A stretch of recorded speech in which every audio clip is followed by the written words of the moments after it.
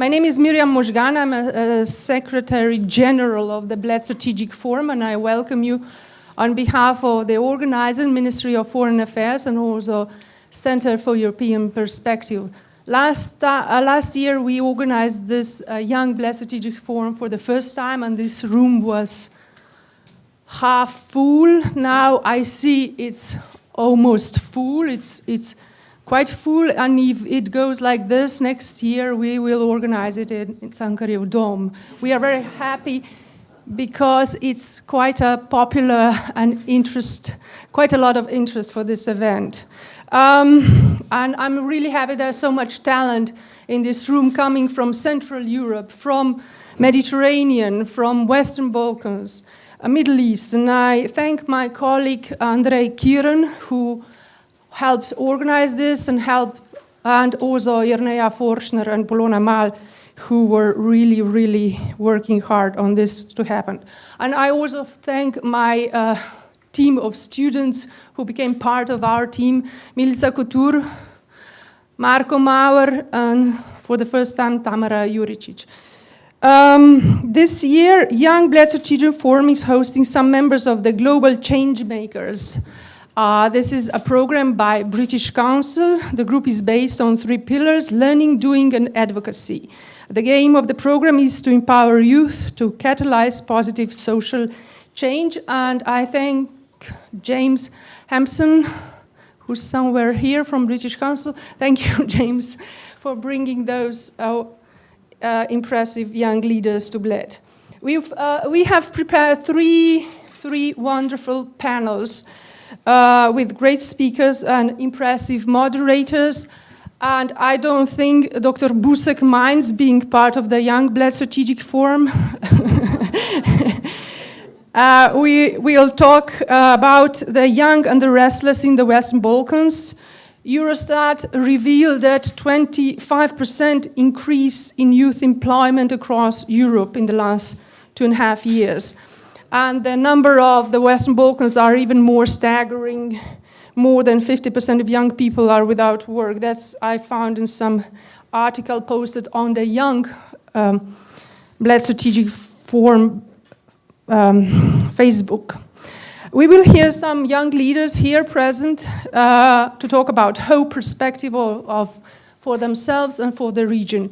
The second panel will deal with the ones that already have some work experience, and they belong to the so-called, you belong to the so-called digital native generation.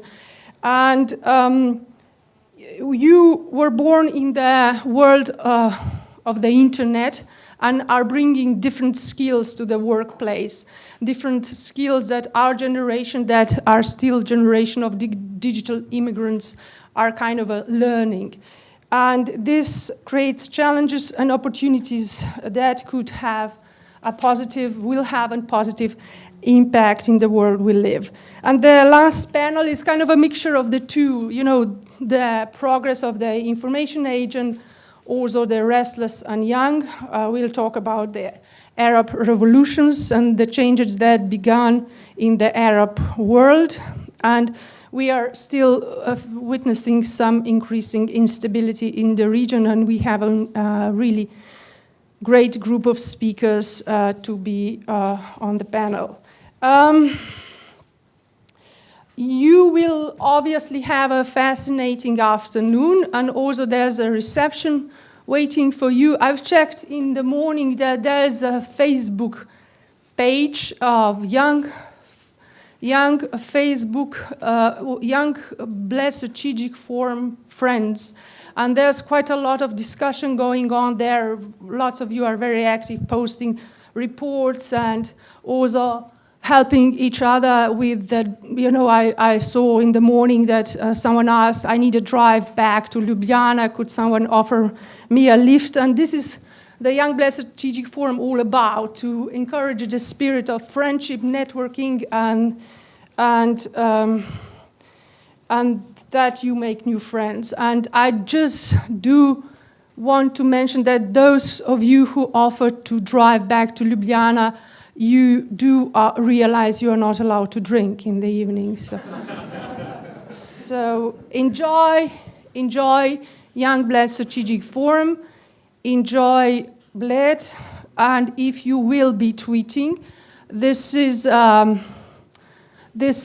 passwords, and the Twitter for Bled is hashtag BSF 2012 SI. So enjoy. Now I would like to give floor to one of the most talented diplomats in the Ministry of Foreign Affairs of his generation. He is relatively young, but has assumed one of the most important positions in the ministry, being political director. He's involved in decision-making process in the ministry, and I'm honored to welcome Matej Marn to address this audience. Thanks, Miriam. Thanks, Miriam, for the kind words, and of course, it's also my great pleasure to welcome you here in Bled for the second Bled Strategic Forum and address you on behalf of the Ministry of Foreign Affairs of Republic of Slovenia. Today, we are also beginning the seventh Bled Strategic Forum, which hosted a number of politicians, experts, journalists, businessmen, and fosters intensive debates in its short but rich history. But the real added value of Forum proved to be the exchange of views among the representatives of the next generation, who will design our common future. We have a saying in Slovenia, na mladih svet stoji. It is on you, prospective young leaders and opinion makers, to determine what kind of world you want to live in and to engage vigorously as the architects of the prosperous future for us all. This year's edition of the Young Bled Strategic Forum, as you see it here, has a very up-to-date agenda.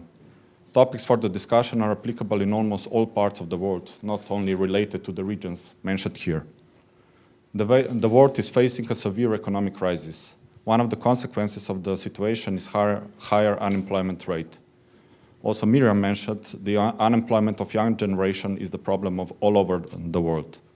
It's not only in the Western Balkans or in the Arab world, it's also in the EU and elsewhere. This is why our leaders should give more emphasis on the job creation, especially for the young. It is necessary to ensure not only access to, but also quality of education, which will prepare the young for the demands in the modern labor market. The scarcity of job opportunities combined with a solid education background and technological awareness can bring about a new generation of young leaders. Imaginative, bold, and able to rely on them, you could move mountains. One of the Slovenian mobile operators based one of its campaigns on a slogan that says, "For those who will change the world." We are already changing the world. The young generation started the so-called Arab Spring. Struggle for better and dignified future brought people to the streets. It has clearly shown the potential of the young as a transformational force, mastering modern technologies and giving a completely new dimension to popular mobilization. We have witnessed the emerging power of new social media in the hands of energetic young, emphasizing injustices and demanding social and economic reforms. But the Arab Spring has also taught us that the young were quickly to be surpassed later on in the transition process. They were not prepared or organized enough to keep the momentum going, to build on their success and leverage. The young everywhere should seize the momentum that the Arab civil uprising has given them and understand that dignified and prosperous future does not come to those who wait, but to those who engage constructively and demand accountability. The world is changing, not only in political terms, but also in terms of how we communicate between ourselves and how we interact with the world. New technologies are emerging almost every week, and every single one influences the way we interact. Transfer of information was never so easy and accessible to masses. The new social networks cutting across geopolitical, cultural, linguistic, and other barriers, connecting young in the region, but also globally, are giving voice to those never heard before. Young now have the means and the knowledge to vocalize their demands and exert pressure, focus media attention, and rally vast support for their efforts. That's the forced ruling elites simply cannot overlook. Most of the things that happen in the world today cannot be hidden from the public. That should also give a lot more responsibility to all of us. Misbehavior of authorities, atrocities, violations of human rights, mobbing cannot avoid public scrutiny anymore. That's the positive side. But on the negative side, immediate access to information allows instant criticism and public exposure of individuals, which can make a life of many people miserable without real cause. We all need to learn how to make the best use out of the possibilities that modern technology offers. Every privilege and opportunity comes with responsibility, and it is our task to define that partnership. To address successfully the challenges we face today, it is clear that we need to recognize the needs and aspirations of young population. Commitment must nonetheless continue to come also from the young themselves. We need responsible young people eager to retain a voice, identify expectations, and make them heard. At the same time, we need and should demand the responsibility and encourage long-term vision from leaders to take the young on board in the political, social, and economic reconstruction of our societies. Otherwise, they will face the threat of repeating past mistakes. They have already brought the young to the streets in unprecedented ways in our southern neighborhood. It is important that the young generation keeps its attention to the political life in their respective countries. Young should be the watchdog of the political elites. In current times, the decisions will influence the political and economic landscapes which will remain in place for many years to come. The young generation should therefore be a critical but constructive interlocutor. Responsibility lies not only on the shoulders of politicians, but also on your shoulders. On Thursday, Stephen Hawking addressed the Paralympics in London with the sentence, "Look up at the stars and not down at your feet." So, be bold and be brave. Thank you.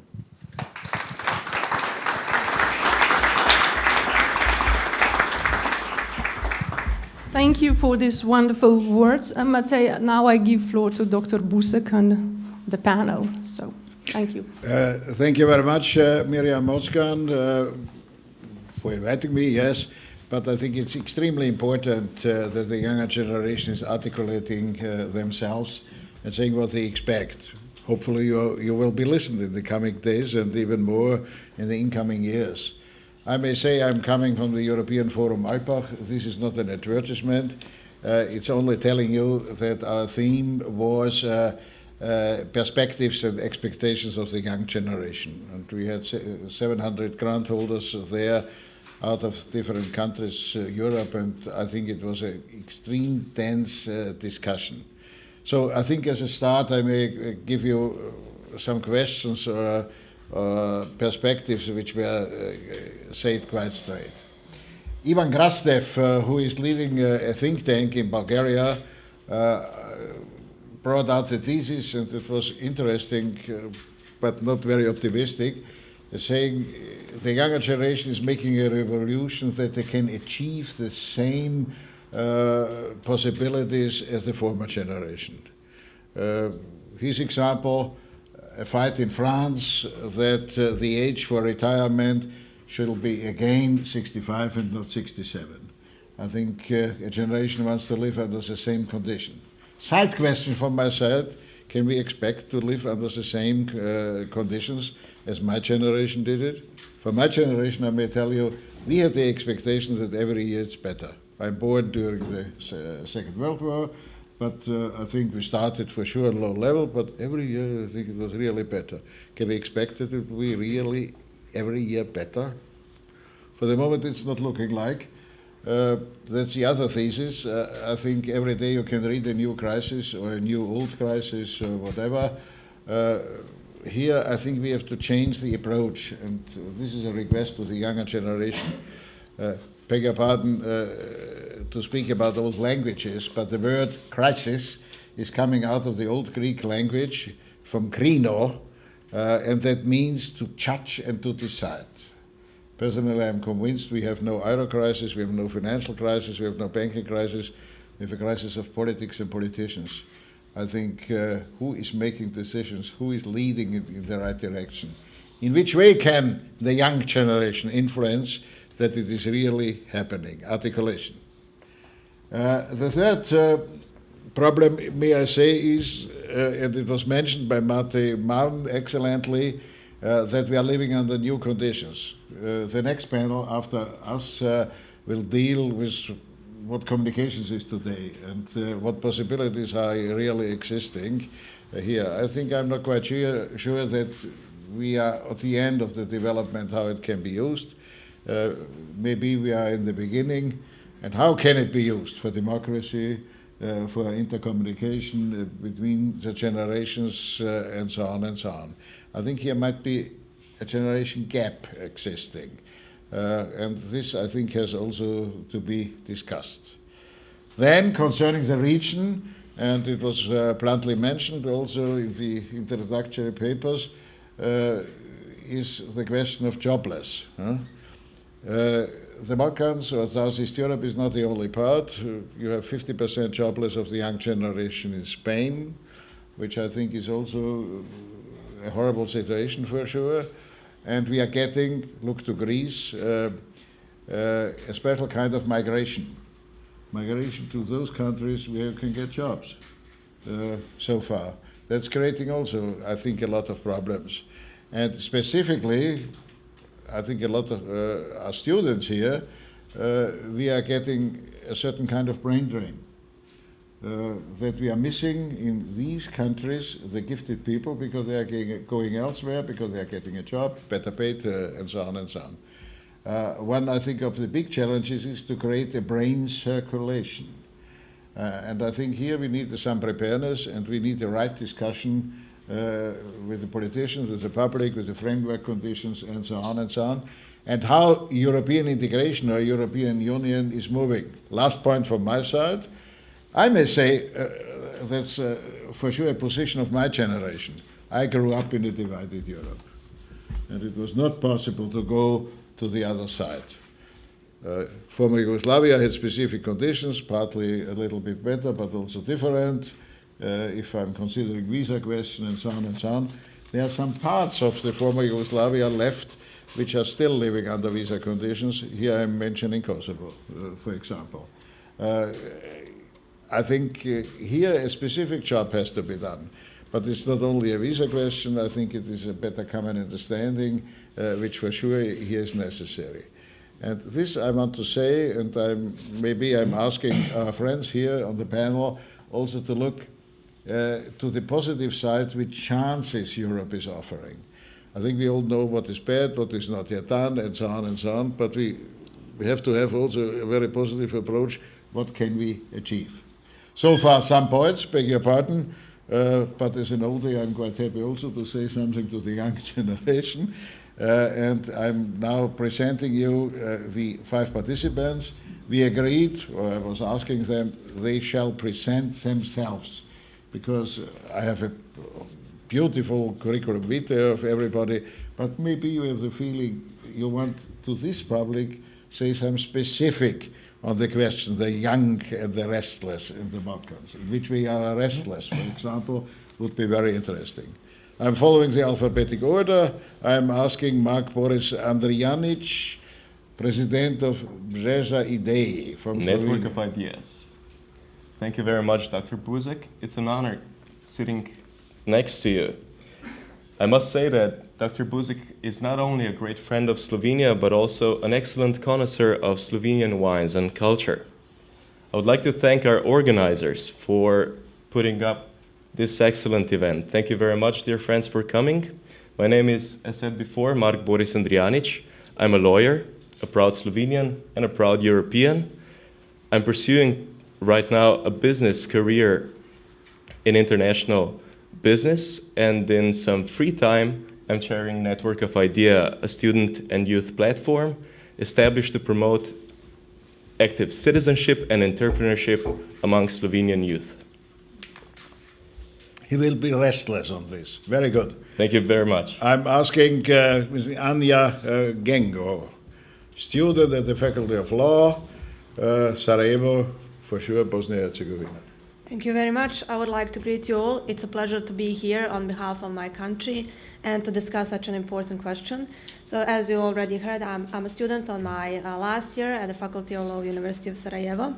And what is also important for me to know is that I'm engaged in debate for about 7-8 years. So I'm running a debate club at my faculty, and I'm a coordinator for British parliamentary debate for students in my country. So I guess these are all the main questions, and later on you will hear my opinion. Thank you. Thank you very much. The next is Mr. Ante Gulin, postgraduate student at the Justinianus Primus Faculty of Law, Cyril Method University, Skopje, Macedonia. Greeks are here, so I had to say former Yugoslav Republic of Macedonia. Okay. Okay, thank you very much. As already mentioned, I'm Ante Gulin, a law student, currently taking my master's studies at international relations in the University of Justinianus Primus in Skopje, and I would like to say my gratitude to the organizers for calling me as a panelist here. Beside that, I'm also as a debater not in the university, but in one NGO in Macedonia, Youth Educational Forum, where I work for about 6 years in the field of debate and also as youth activism. And the last project I was working was about students that have only formal education and that actually without job, without any skills about jobs. So we were making some trainings in order to have them job skills for getting them easier way to find a job. And I will be here to also have a panel discussion and ask anything you're interested in. Thank you. Thank you very much. Mrs. Martine Alonso Marquis, political assistant of a member of the European Parliament and co-founder of the Cross Border Factory. You have to tell us what it is. Thank you very much, Mr. Buzek, and I would like to thank the organizers of Young BSF for having me here today. So, as I was said, my name is Martine Alonso Marquis. I was originally born in Canada, but I've been living in Europe since I was 17-year-old in different European countries. Currently, I work with a Slovenian member of European Parliament, mainly dealing with the Western Balkans, but also the Middle East. And I am the co-founder of a young social enterprise called Cross Border Factory, which is mainly dealing with European intercultural projects. Right now, I'm also finalizing my PhD in international relations, so I don't know if I'm restless, but I'm definitely sleepless. Okay. Wish you all the best for the future to finish this as quick as possible. Last but not least, Mr. Mladen Stojadinovic, alumni, Faculty of Political Sciences, University of Belgrade. Thank you very much, Mr. Busek.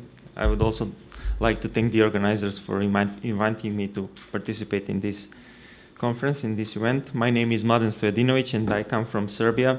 I hold a degree in international studies from the Faculty of Political Sciences in Belgrade and also a master's degree in peace studies from the same faculty in Belgrade. Also, I'm volunteering at Transconflict, which is an organization dealing with conflict transformation, especially in the Western Balkans.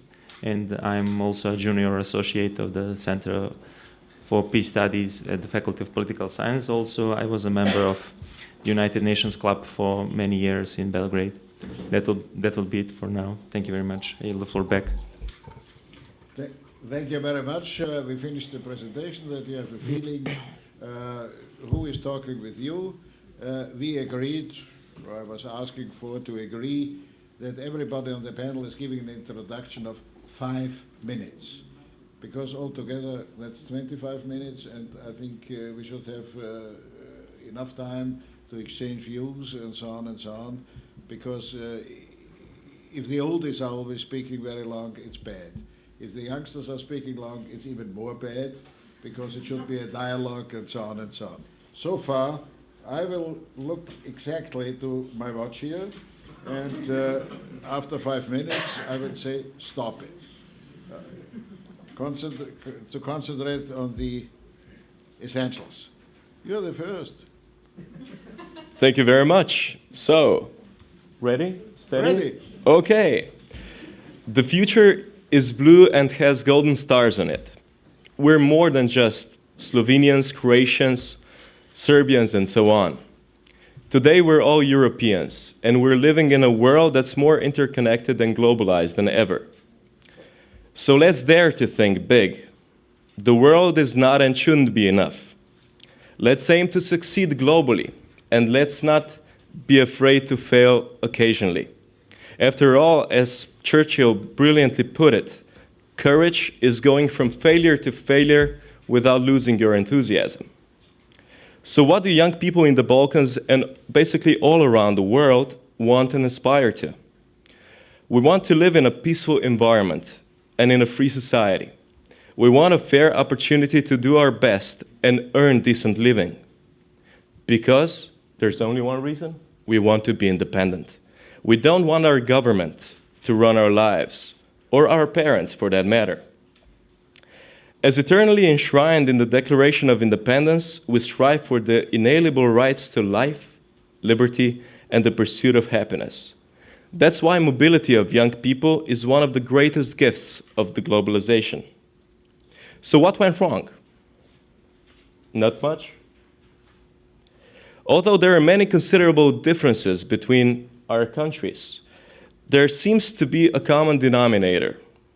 The transition from totalitarian to a free society is far from over. It seems like things have been changing in a way that nothing has really changed. Same old mentality, same old methods, and pretty much same old faces have been prevailing in the last 20 years. Everything became politics, and politics became everything. Governments interfere with almost every aspect of our lives. We live in countries owned by the governments and not the citizens. Remember, only a big and unaccountable government can cause big problems. So what do we need to do? For a functioning democracy, there are a few things to do. We need to build strong but not excessive institutions, starting with a proper rule of law. For better accountability, we need a vibrant civil society and active citizens. For a sustainable and successful economy, we need real and structural reforms. And finally, and this is very important in our region, we need to make peace with our past. Openness to truth and respect for human dignity must lead us to reconciliation and cooperation. So, that's why the only real change might come from the next generation of politicians, the next generation of businessmen, the next generation of intellectuals, and most importantly, the next generation of citizens. Thank you very much. Thank you very much also for your time discipline. And I can encourage you, please overtake. Mrs. Gengo. Thank you. So since we are talking about such an important problem, such as the problems regarding the youth and our future, I try to base my speech, so my introduction, on concrete things. And first of all, you will notice that I kind of based it more on my own country, since I guess that's a normal thing, because I'm coming from a country that has a lot of problems when it comes about young people and their situation. And so you will understand that it's not selfish to talk only about your country. This is a great opportunity for Bosnia and Herzegovina and for young people, for all of us, to say what are our biggest problems and to try to make some kind of a cooperation with other countries. So then to come to Western Balkans and to try to resolve these problems. So to start with my first point, which I think is essential, is to recognize the problem. What the biggest problem is, of course, as you already heard, is unemployment of the young people. So who takes the blame? First of all, I would like to stress out that the states do not take care enough of young people, and there is a good enough reason and proof for it. For example, in Bosnia and Herzegovina during this year, when it comes about the annual budget and when it comes about planning the amount of money that you will spend on the youth people, it has been decreased for about 60%. So now we are talking about €1 million for young people, which I think we will all agree that if you want to talk about young people and if you want to resolve their problems, then you have to have enough equipment for that, so enough money for that. And this is definitely not enough, especially when comparing to the, for example, 2005 till 2009, I think, when the budget was almost more than 5 million.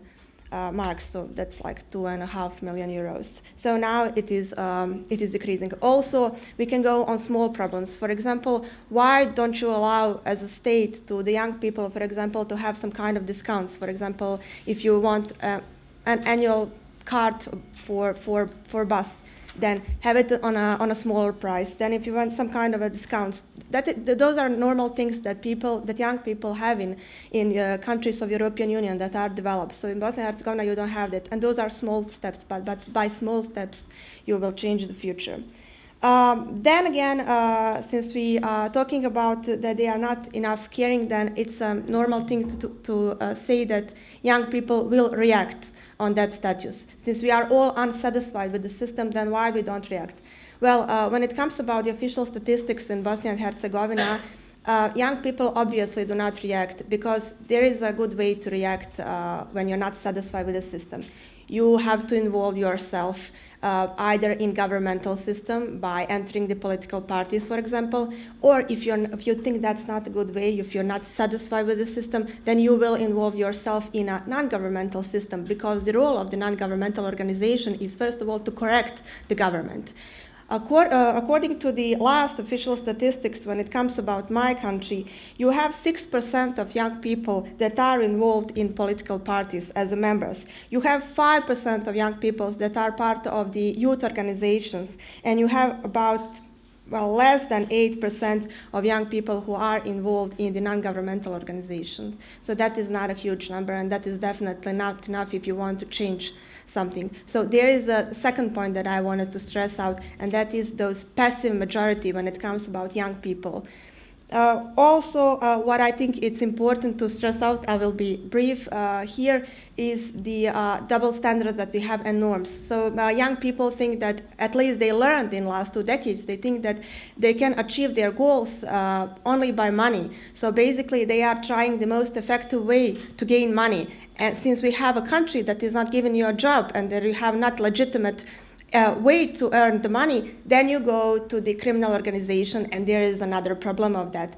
And if also, which is followed also, if there is no job in your country, if you don't go to the criminal organization, then there is other way which you can earn money. You go in another country which will give you money. So which is a third problem that we are discussing, and I hope it will be discussed more detailed during the debate. Thank you. Thank you very much for your straight statement. Only a private remark. You are totally right. Please go to politics and kick them out who are now in charge. But don't tell it. Okay, Ante Gulin is the next.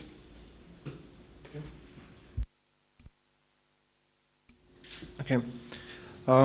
I would like to start by also some similar story with Anya already mentioned, because probably we're the smallest country with the biggest problems on the Balkans. So I think that it would be nicer to make the situation which is Macedonia closer to you in order to understand how it works. It was already mentioned from the first speaker that actually the totalism in the countries is far from over, but I don't know how it's introduced in the Europe, but in Macedonia, actually, the totalism is still working some way else.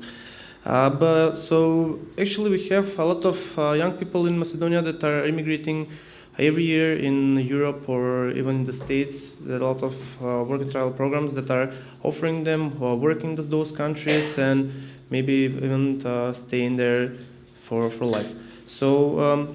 What are the problems that we're dealing with in Macedonia is, first of all, the large number of population that is unemployed, not from only the youth, but also from the people that were working sometimes in the past, and now they're not. There are a lot of closed factories and everything.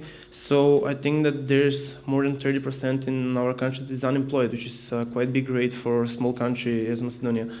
Another thing that is since we got the Bologna system for studies in our country, there are a lot of students that can easily get themselves a master degree, and in the past 3 to 4 years we have that much master degree students that all just hope that will find a high position job. So there are a lot of students that don't want to sort of deal with low-paid job in order to somehow gain some work experience and have a career that will go upwards.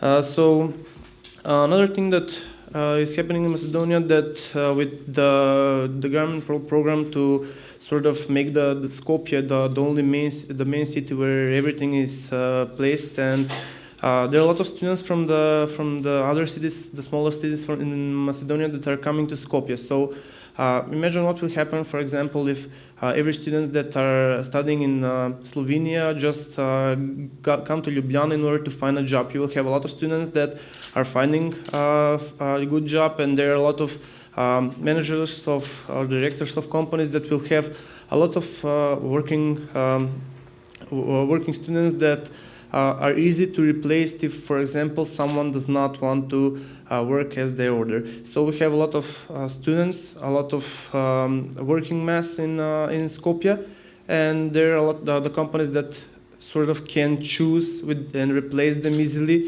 if they don't want to obey the standards they're giving.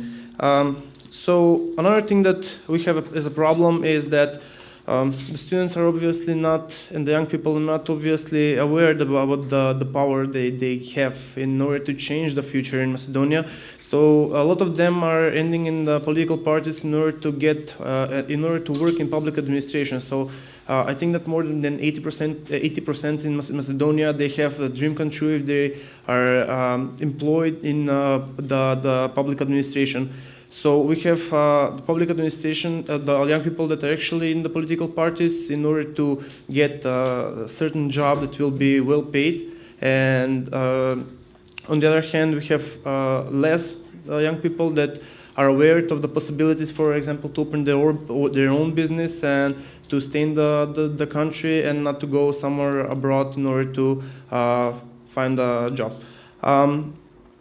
One of the main problems that, as I already mentioned, that the main reasons that the young people are not staying in the country is that we have a lot of organizations that are offering the work and travel programs, and a lot of people that didn't manage to sort of find a way in the country are taking this as the only way out, and a lot of them are staying in the places where they're going.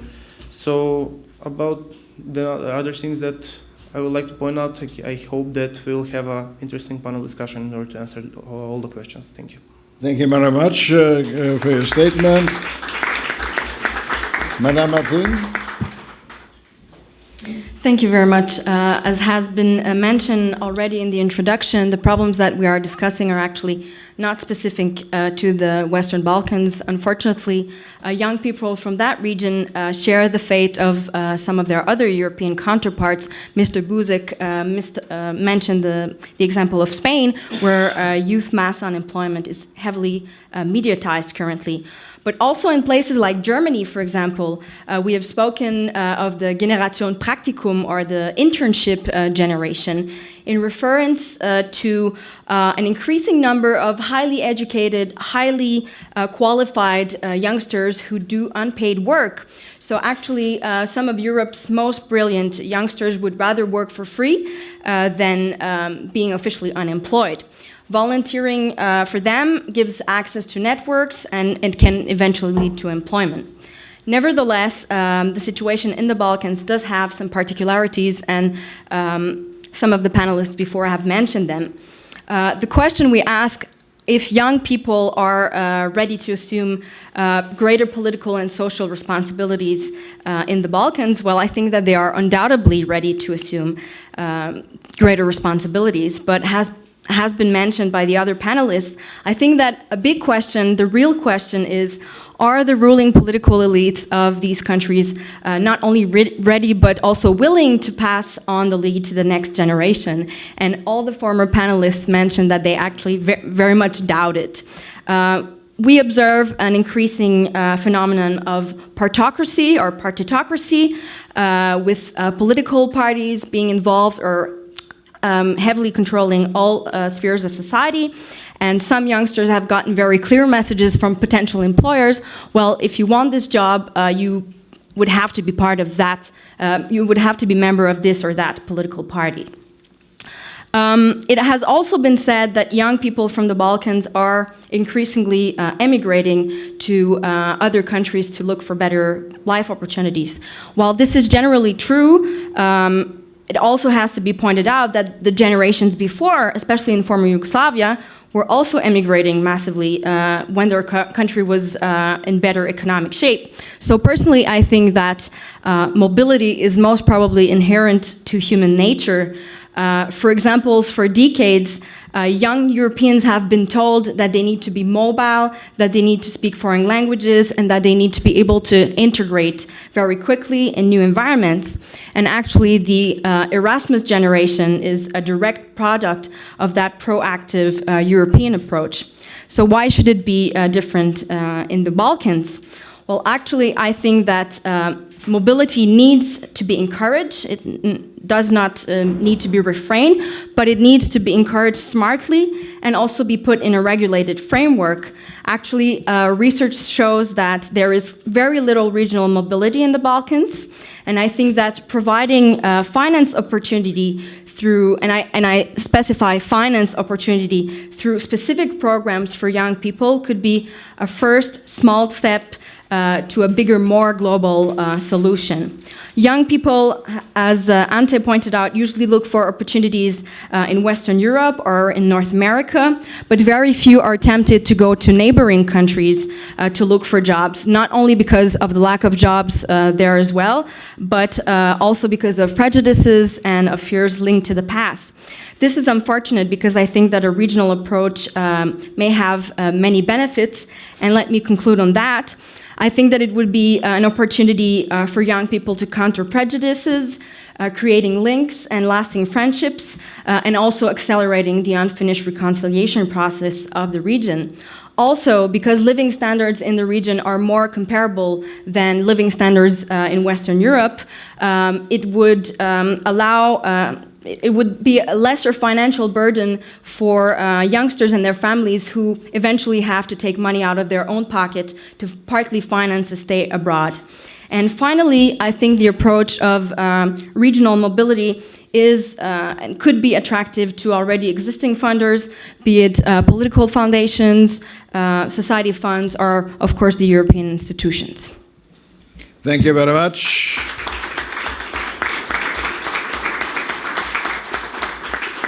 Pan Stojadinovic, please. Thank you very much. I'll try to be as quick as possible, and I'll divide my speech into two parts. First part would be diagnosis, and the second part would be therapy. So I can borrow it from the medicine in this case. And also, I would just like to put some ideas for thinking and to mention some bullet points and not to give some scientific analysis or anything similar.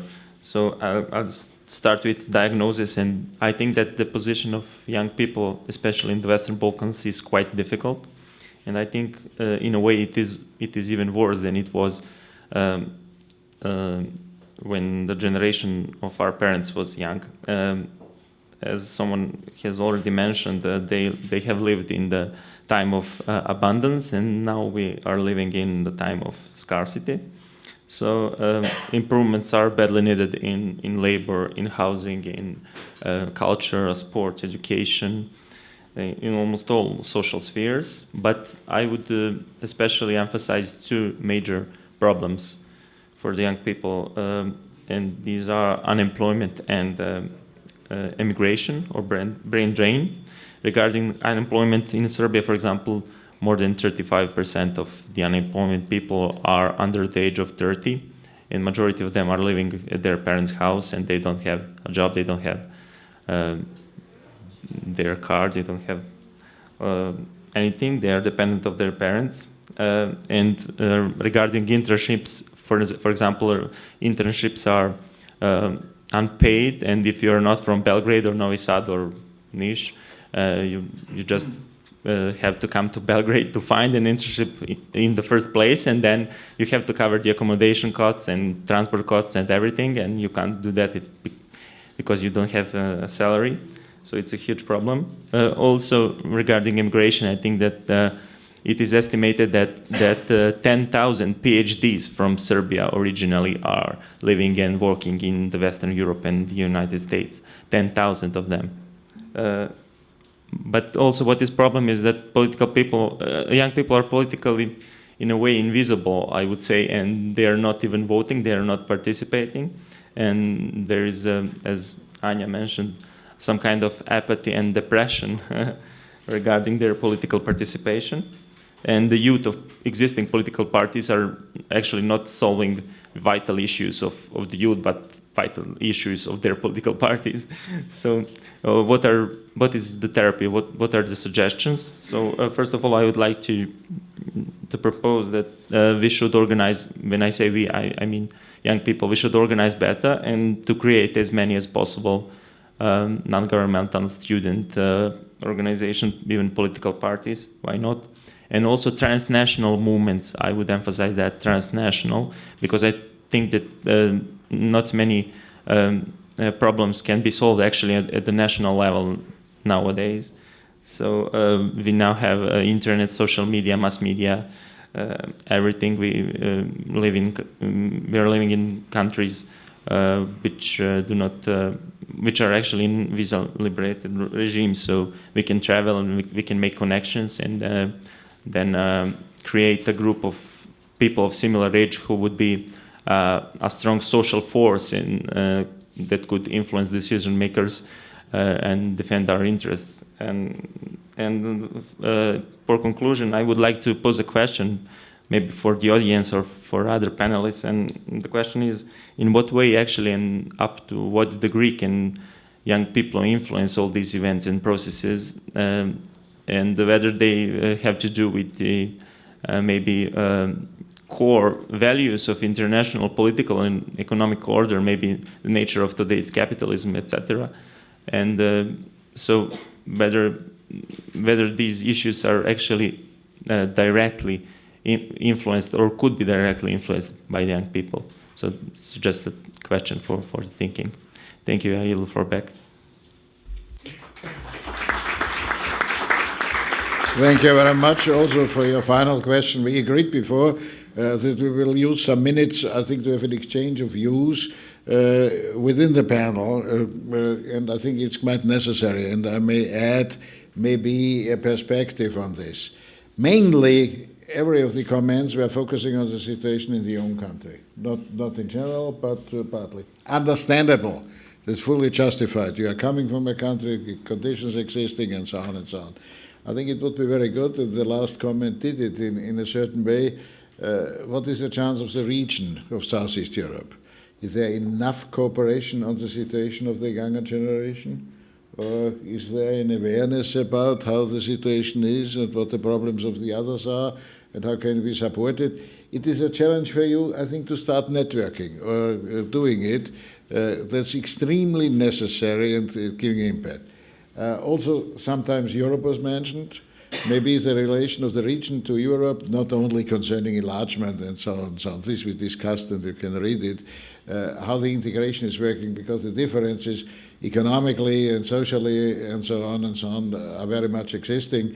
And here I may confess, coming from Austria, the knowledge of the central and western parts of Europe about this region are in limits, which is a pity. I think it is elsewhere, and so we don't know exactly. Maybe it's still the Ottoman Empire or whatever. And the third question is, we are living under global conditions, without any doubt, not only concerning the climate or whatever, I think quite more in general. What can be done? Because this might be the chance of the younger generation. So I'm now not giving the floor one after the other. Who wants to start on this? Let me refer to a comment made by my colleague on my right regarding politicians. Henry Kissinger once famously said that power is the ultimate aphrodisiac.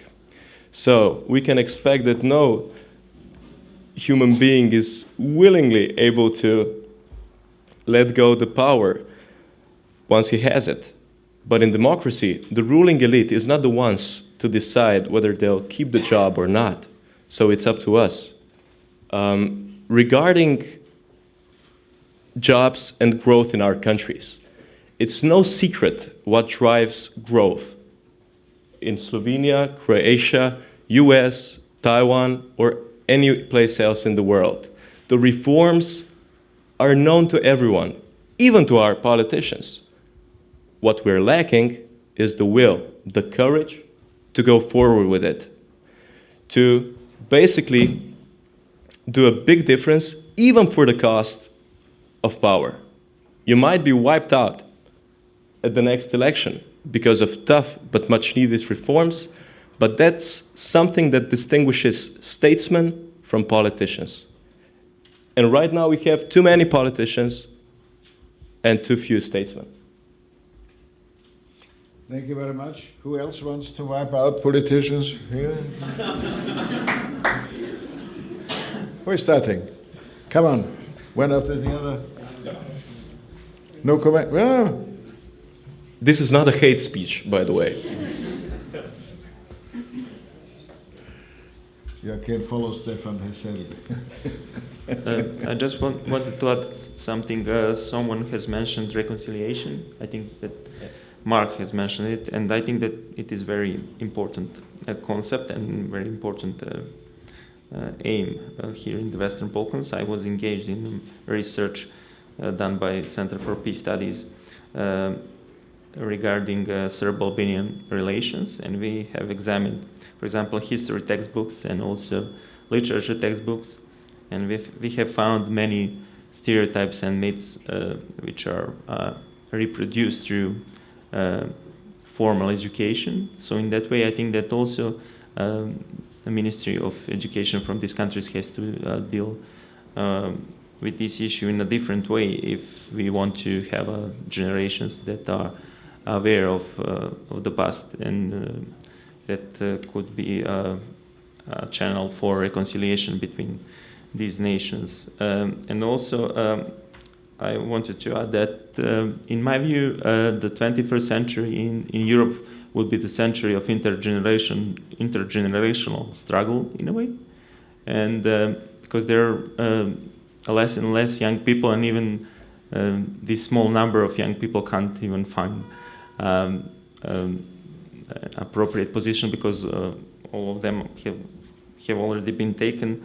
So I think that it's not just a matter of economy, but also environment, etc. And we should think about in what conditions would be our planet, for example, when we will leave it to our descendants. So a lot of different issues and problems, ahead of Europe in this century. Thank you. Thank you very much, and deep respect for your remarks concerning reconciliation. I think it's extremely important because it lasts long.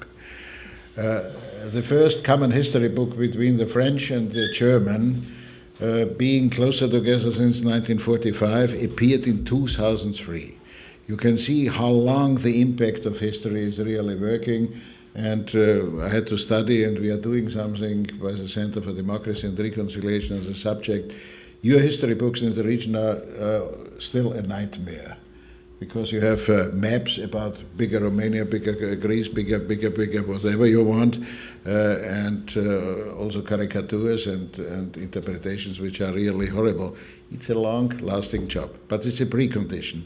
I think the Germans and the French managed it after 300 years. I think we Austrians managed it in a certain way with the Italians, because we had a problem with South Tyrol. It's looking like that we are slowly starting to manage it concerning our Carinthian Slovenians. I'm always ashamed about this question. I have really to confess it. And maybe I think there is coming out a move of the youth to explain the politicians of Greece and Macedonia that you cannot always concentrate on Alexander the Great. Because this is hindering for sure development. The chief negotiator between Greece and Macedonia, Met Nimitz, a former politician, he was at a certain point in the negotiations fed up and stood up and said, who was Alexander the Great? He was only a great butcher. Then the negotiations were finished, without any doubt. But I think here we are hindering one country here to develop on such nonsense. I think it is a very good business because on both sides, if you are going over the border between Greece and Macedonia, you have a lot of statues of Alexander the Great. It must be a tremendous good business to produce Alexander the Great. Private remark, forget it, and so on. Who else? Mireli. Actually, I would also like to say a brief comment about reconciliation. There are actually quite a few initiatives dealing with reconciliation in the region. Some very good ones, also some very good ones involving young people, such as the different youth initiatives for human rights in different countries. And they have been greater initiatives which are still on hold, such as the RECOM initiative for reconciliation. So I think that reconciliation is important to tackle directly by speaking about what has been done, but I think also that a part of reconciliation is much more soft and much more subtle. And we will have known that reconciliation has actually taken place when, for example, a young Croat will say to his family, I found a job in Belgrade, or a young Serb will say, well, I'm going to Sarajevo to work, and their families won't say, are you mad? This is when we will know that reconciliation has really worked. Just as in the rest of Europe, it's actually not surprising to see a young French person looking for job opportunities in Germany, for example. And actually, I have a question for Anja, because she mentioned a statistic of 60% of young people in Bosnia being involved in political parties, being members of political parties. Is that what you said, 60%? 6%. 6%, okay, sorry, because I thought it was a huge paradox to have 60% of young people in political parties and no one voting. Is horrible, but 60% is also horrible. But concerning reconciliation, I think it is an internal subject in Bosnia which is not settled. I think you should comment a little bit on this. Yes, I wanted to. So I guess Bosnia and Herzegovina is the best example when it comes about reconciliations and the actions that we are dealing with in order to achieve that aim. There's a good story, an example from a non-governmental organization where I work. It's a debate center. Debate center that started almost after the war, so 1997, I think, Center for Cultivating Dialogue. After the war, you had a situation in Bosnia and Herzegovina where people living in one country that is in two entities, they are not going from one entity to another. They are not leaving their children to go to study, for example. They are from Republic of Srpska. They are sending them to Serbia, from Bosnia and Herzegovina. Well, from Federation, they are basically staying in Federation, or they're going abroad to Europe, etc. And there was a good example. They always tell that so after the war, you had children, basically, so debaters from high school, that we gather on one place. That was the first time when you had a child from, for example, I don't know, from one place in Republic of Srpska that was making a friendship with a child from Federation. It's a good example on how can you make a reconciliation process. It's through work and through integration and through jobs, for example. So debate was a good example, because when you are in debate competition, everything you want to know about the person is how good debater he is, and not what is his name or religion that is in, or etc. So I think the main key for, if you want the reconciliation process on Western Balkans, is through work and is through integration. But the problem is, and I would like to emphasize the issue of will. There is no enough will. And honestly, I don't see the solution for making will through the current politicians. Maybe if we change the system, the things will change, meaning that we change the current governments. Thank you very much. Please. Okay, I will, as I can see by on the speech of Anja, that the two countries, Macedonia and Bosnia and Herzegovina, are quite simple between them, except we have a lot of Alexander the Great things in our country. And the lack of will is actually the main thing that is getting this reconciliation a hard work to do. As also as in being high in Macedonia, there are also a lot of young people, I think, that I do not know the certain percentage of it, but there are a lot of young people that are in the political parties. Being in the political party is something like a regime to them, because they're not allowed to, for example, participate in social events. We had actually the first organized protest in Macedonia last year about the murder of young boy by the police. So actually it was the first time after the student protest in 1995 when the young people willingly organized by the Twitter and the social network, the social medias, are at the streets and protesting about something that they actually don't want in their country, about the police brutality, and something that they wanted to change. And we had sort of like resistance from the young people that are participants. They are part of a political party as youth part of the party, and they were sort of like apathic about the thing that not willing to join the protests, because even though it's for their own good, they were afraid that by joining that kind of process about the better future for the young people, they will use certain possibility to get in order to get a job or to gain some I don't know, a better position in the party when they participate.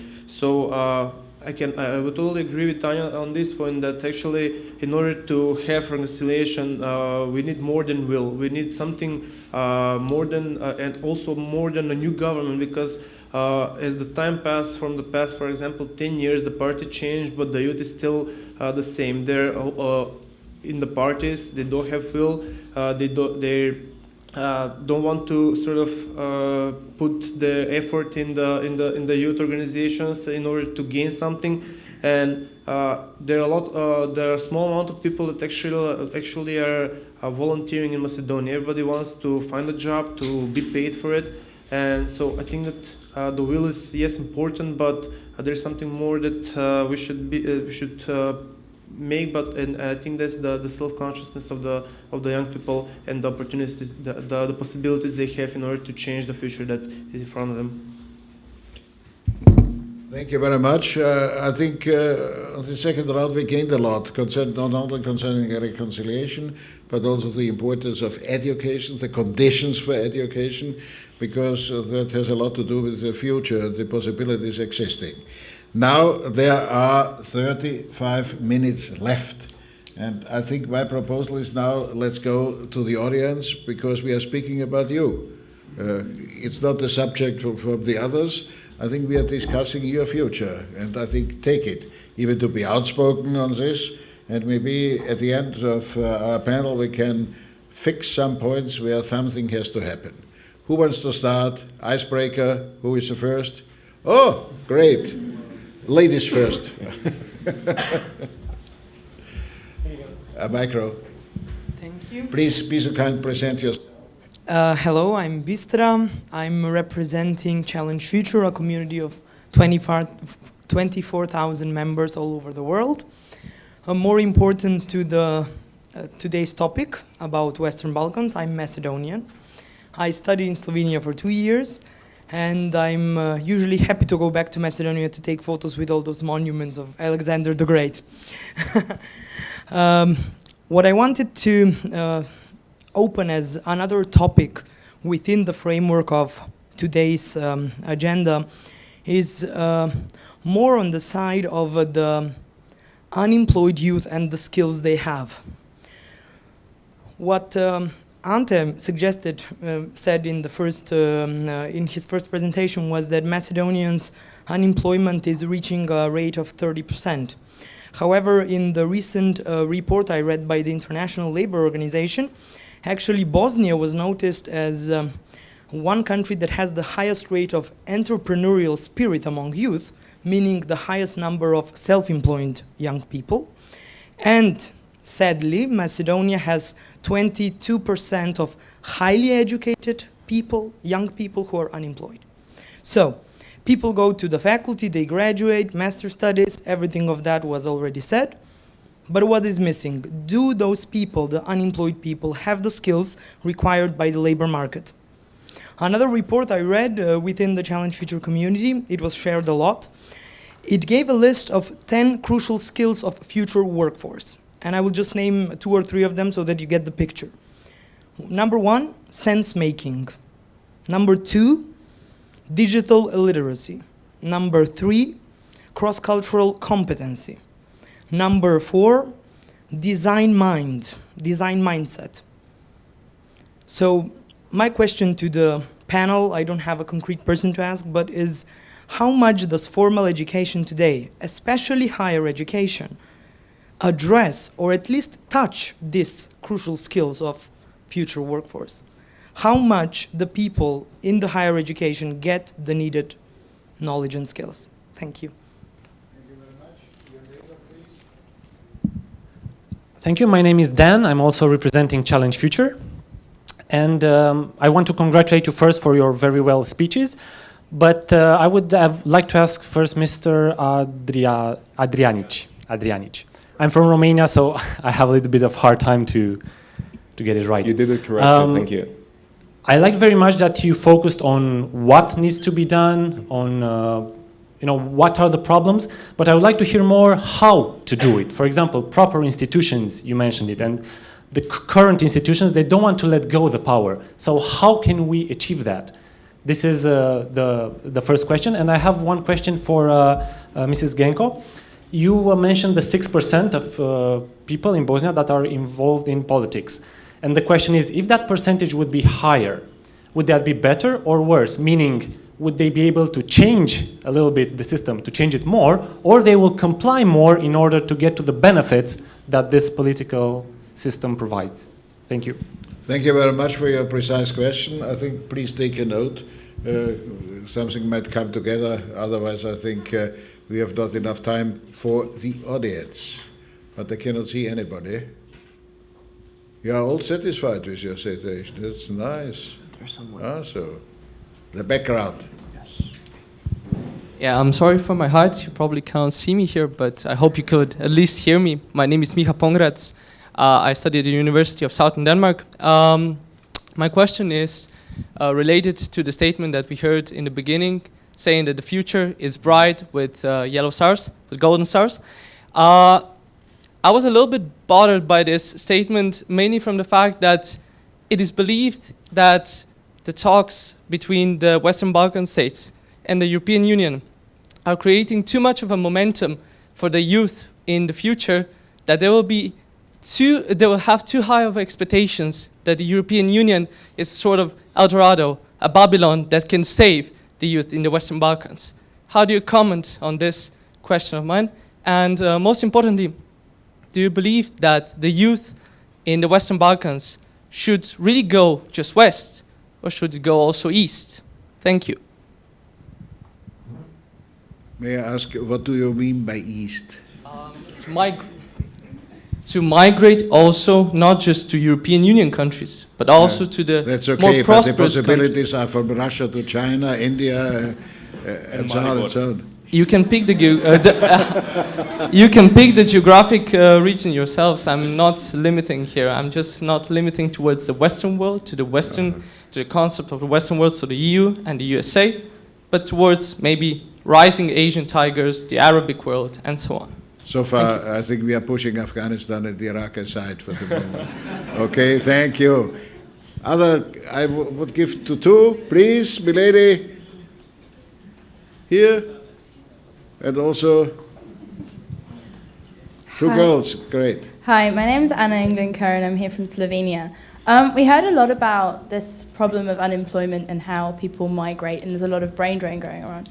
But what I'd like to hear from the panel is your views on who the onus is, who the onus falls on to change this. If we take into account the situation where our governments aren't realistically going to give in to massive changes and massive incentives for people who do migrate to come back, is the onus then on the individuals, so the young workforce, to turn around and come back after a few years? Should governments be more restrictive in their policies? Might be helpful. But like, who the onus is on? So is it on young people interested in politics to come back to their countries to get more involved in politics, because we see massive migrations from that field?